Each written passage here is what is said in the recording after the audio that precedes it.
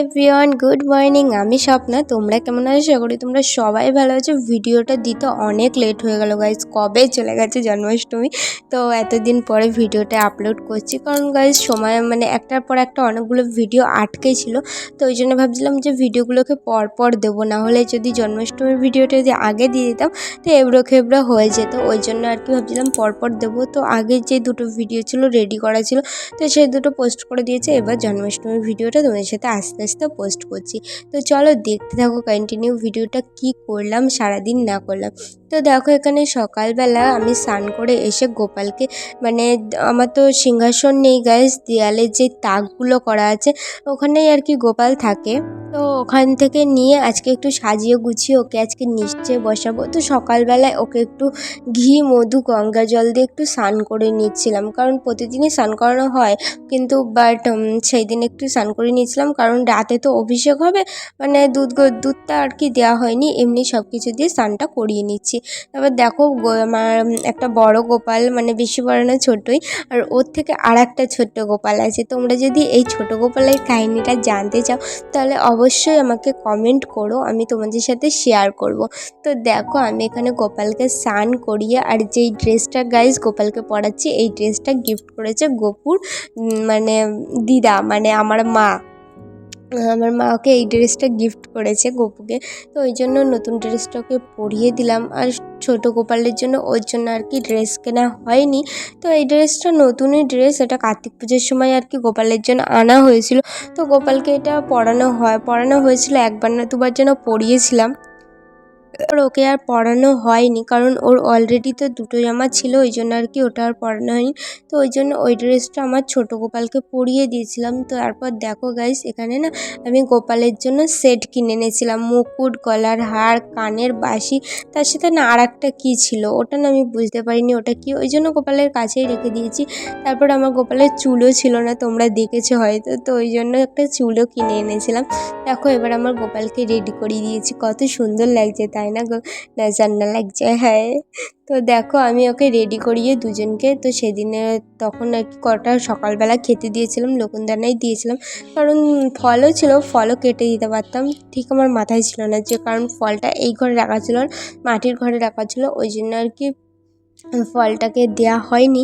তারপর লকুনদানাই দিয়ে দিয়েছিলাম। তারপরে আমি চলে যাই রান্নার কাজে সোজা। তো চলো দেখো কি কি রান্না করলাম গোপালের জন্য। এখানে দেখো আটকলায় যেই ভাজাটা হয় সেই জন্য ছোলা, এখানে চাল, আর এখানে ছিল মুগ ডাল, আর এখানে বাদাম, তারপর অড়হরের ডাল, খই, দেখো এদিকে দেখো অড়হরের ডাল, খই, ভুট্টা, মটর, এগুলো আরও অনেক কিছু মিলিয়ে তখন আটকলাই হয়ে গেছিলো আর কি। তো মা এখানে গোপালের কোনো কাজে হাত দিতে পারবে না, ওই জন্য আর কি দিদা বলতে আমার ঠাকুমা হবে, কারণ আমার কাকা শ্বশুরের মা, তো তাকে ডেকে আনা হয়েছিল। তো দিদাদেরও বাড়িতে গোপাল আছে, তো দিদারাও পুজো করছিল, ওই জন্য বলেছিলাম যে এক জায়গাতেই করে নেবো চলো। তারপর দেখো গাইস সেখানে রাধা এসেছিলো, রাধা সেজে চলে এসেছিলো। তোমরা অনেকেই আমাকে আমার ভিডিওতে দেখেছো ওকে, তো ওকে ওর ঠাম্মি রাধা সাজিয়ে দিয়েছিলো, তা চলে এসেছিলো।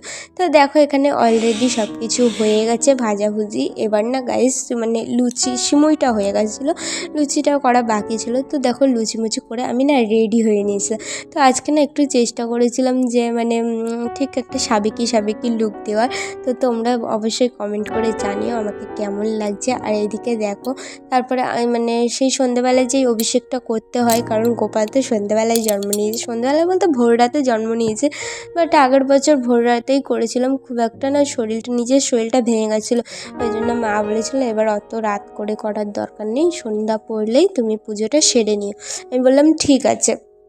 তারপর দেখো গোপালের অভিষেক করে নিয়েছিলাম, তারপরে দুধ, গঙ্গা জল, ঘি, মধু, আর ওর মধ্যে তুলসী পাতাও দিয়েছিলাম। তো দিয়ে দেখো স্নান করানোর পরে একটু ফ্রেশ জল দিয়ে আর কি গাটা ধুয়ে আমি একটা নতুন শাড়ি পরেছিলাম, ওই জন্য সেই শাড়ির আঁচল দিয়ে মুছে দিচ্ছিলাম। আমি মাকে বলছিলাম যে কী দিয়ে মোছাও, মা বললো শাড়ির আঁচল দিয়ে মুছিয়ে দাও, ওই জন্য শাড়ির আঁচলটা দিয়েই মুছিয়ে দিয়েছিলাম। তারপর দেখো আবার ওদেরকে সাজিয়ে গুছিয়ে ওদের জায়গায় তুলে দিয়েছি।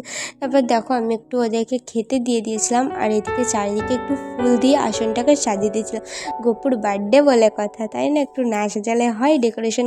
এবার তাও অনেকটা মন থেকে হয়েছে আগের বারের থেকে, এবার অনেকটা একটু বেটার করার চেষ্টা করেছি।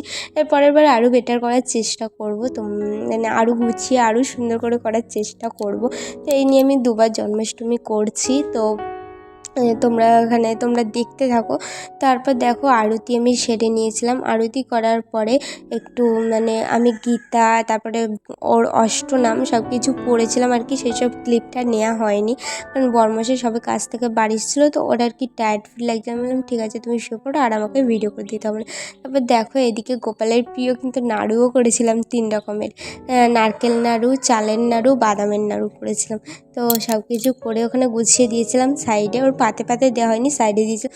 আর পরের দিন ছিল নন্দ উৎসব। নন্দ উৎসবে আমি করেছিলাম খিচুড়ি, পায়েস আর 5 রকমের ভাজা। তো দেখো আমি যেই বাচ্চাগুলোকে টিউশন পড়াই, তো তাদের সবাইকে বলেছিলাম, তারা সবাই এসেছিলো, ওদের কলা পাতায় খেতে দিয়েছিলাম। তো সবাইকে বলছিলাম এদিকে ফোনের দিকে তাকাতে, সবাই তাকাচ্ছিল। তো চলো ভিডিওটা এখানে শেষ করছি। ভালো লাগলে লাইক কমেন্ট শেয়ার করে দিও। বাই।